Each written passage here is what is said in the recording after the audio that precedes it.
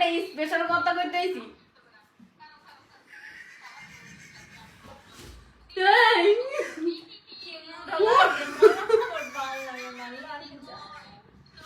ওই যে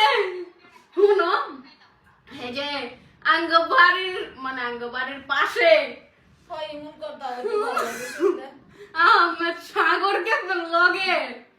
পিছনে খেয়াল হইছে কসমস ফুলের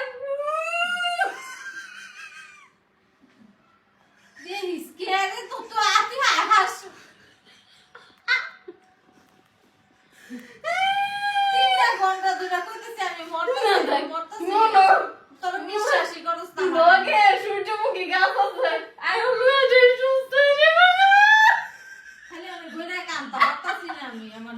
খারাপ লাগতেছে